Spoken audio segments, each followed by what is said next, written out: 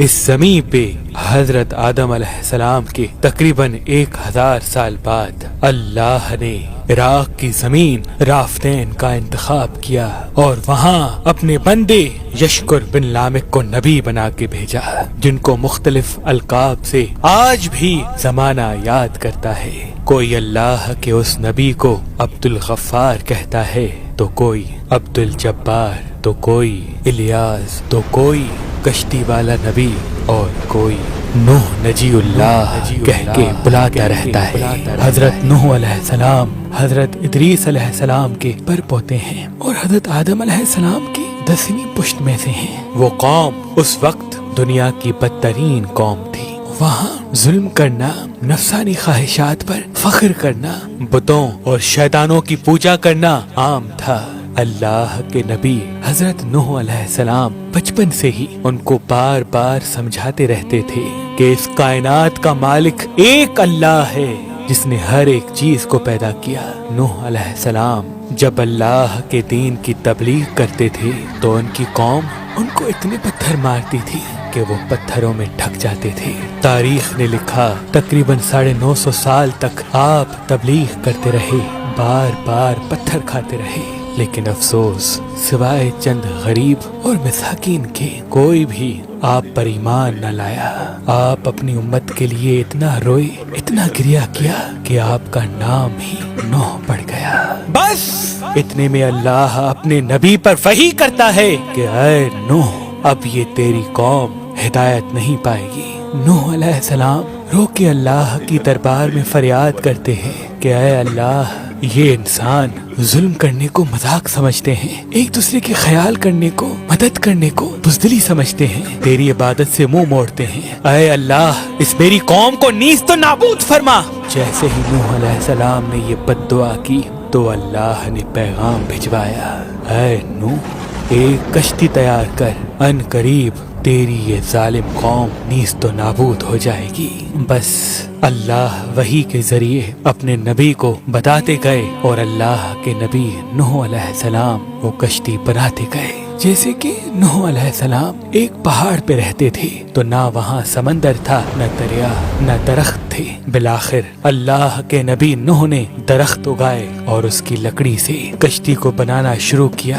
आप लकड़ी से बड़े बड़े तख्ते बनाते, फिर लोहा लाते, उससे कील बनाते, तख्तों को जोड़कर उसमें कील ठोकते गए। तारीख ने लिखा तकरीबन 100 साल तक आप वो कश्ती बनाते रहे और आपकी कौम रोज आपके पास आती और आपकी तौहीन करती, आपको पागल कहती कि ना तो यहाँ दरिया है ना समंदर, फिर भी ये पागल कश्ती बना रहा है। अल्लाह के नबी नूह अलैहिस्सलाम आसमान को देख के सब्र करते और अल्लाह के हुक्म को तस्लीम करते। उस कश्ती का तूल 300 गज, ऊंचाई 30 गज और अर्ज 50 गज था। एक रवायत के मुताबिक इसका तूल 1 किलोमीटर से ज्यादा था। ये कश्ती आम कश्तियों की तरह नहीं, बल्कि जिस तरह से इस कश्ती को नीचे से बंद किया गया था वैसे ही ऊपर से भी बंद किया गया था ताकि बारिश का पानी भी कश्ती में दाखिल ना हो सके। इस कश्ती में अलग अलग 3 दर्जे बनाए गए थे। निचला दर्जा जानवरों के लिए था, बीच वाला तबका इंसानों के लिए और ऊपर वाला हिस्सा परिंदों के लिए। हर दर्जे में एक दरवाजा था। बस जब कश्ती तैयार हो गई तो अल्लाह ने फरमाया, ऐ नूह, इस जमीन पे मुख्तलिफ जानवरों और परिंदों के जोड़ों को इस कश्ती में सवार करो ताकि उन मखलूकात की नस्ल बाकी रह सके। हजरत नूह अलैहिस्सलाम ने मुख्तलिफ परिंदों, जानवरों, हर वो चीज जिसमें जिंदगी के आसार हैं, कश्ती में सवार करना शुरू कर दिया। फिर आप इंसानों को हुज्जत तमाम करने के लिए कहने लगे, आओ, ये कश्ती निजात की कश्ती है, जो भी इस कश्ती में आएगा वो अल्लाह की अमान में होगा। वो पूरी कौम हंसती रही। तारीख ने लिखा आपके साथ थोड़े से ही लोग थे जिनकी तादाद बाज़ किताबों में 80 बताई गई है, जिनमें आपके 3 फर्जंद हाम, साम, याफिज और उनकी बीवियां भी मौजूद थीं। अल्लाह ने अपने नबी नूह से कहा कि अनकरीब तंदूर से पानी उबलेगा और पूरी कौम को डुबा देगा। इस बात को सुन के कौम नूह हंस ही रही थी कि इतनी देर में तंदूर से पानी उबलने लगा। लोग उस पानी को देखने के लिए दूर दूर से आते, हंसते, लेकिन कुछ ही देर में उनकी हंसी खामोश होने लगी क्योंकि वो पानी पानी इतना बढ़ता गया कि उनके तमाम घर डूब गए और ऊपर से बारिश भी बरस रही थी। वो काफिर ये समझ रहे थे कि ये तूफान कुछ देर का है, तो यूं वो ऊंचे ऊंचे पहाड़ की तरफ जाने लगे। उन काफिरों में अल्लाह के नबी नूह अलैहिस्सलाम के बेटे किनान भी शामिल थे। जैसे ही नूह अलैहिस्सलाम ने अपने बेटे को देखा कि वो काफिरों के साथ पहाड़ पे चढ़ रहे हैं, आपने दूर से आवाज दी, ऐ किनान, इस निजात की कश्ती में आ जा।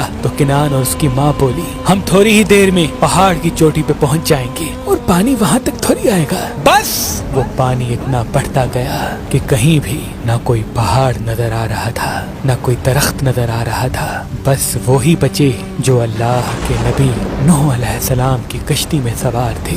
उस वक्त पानी जमीन से 10,000 गज बुलंद था। मुसलसल पानी बढ़ता रहा, चढ़ता रहा। 40 दिन बाद पानी का बढ़ना खत्म हो गया, बारिश भी रुक गई, लेकिन चारों तरफ सिर्फ पानी ही पानी था। तकरीबन 5 माह तक कश्ती पानी में ही तवाफ करती रही, किसी जगह पे न ठहरी। बिलाखिर दरियाए दजला की मशरकी सिमत में एक पहाड़ी जिसको कोहे अरारात कहते हैं, उसकी एक चोटी का नाम जूदी है। इस चोटी की ऊंचाई तकरीबन 13,000 फीट साहिल समंदर है। कश्ती नूह उस चोटी को लग के ठहर गई। ये तारीख 10 मुहर्रम और जुम्मे का दिन था। बस अल्लाह के नबी नूह अलैहिस्सलाम ने कबूतर को भेजा कि देख जमीन पर पानी खुश्क हो रहा है या नहीं। कबूतर गया और जैतून की टहनी उठा लाया। अल्लाह के नबी नूह अलैहिस्सलाम ने अल्लाह का शुक्र किया और यूं रफ्ता रफ्ता पानी कम होता गया। आप और आपकी जमात तकरीबन 5 माह तक जूदी पहाड़ पर ठहरे। आपने तमाम परिंदों जानवरों को आजाद किया।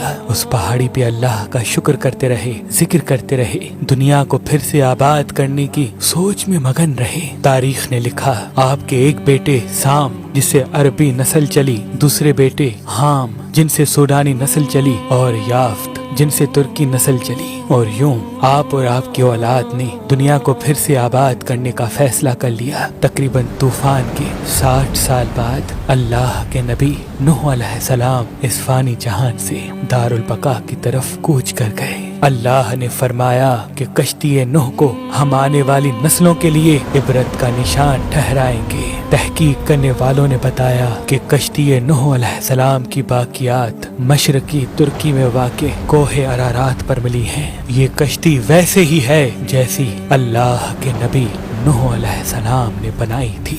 सलाम हो इंसान की नस्ल को फिर से जिंदगी देने वाले अल्लाह के नबी नूह नजीउल्लाह अलैहिस्सलाम पर।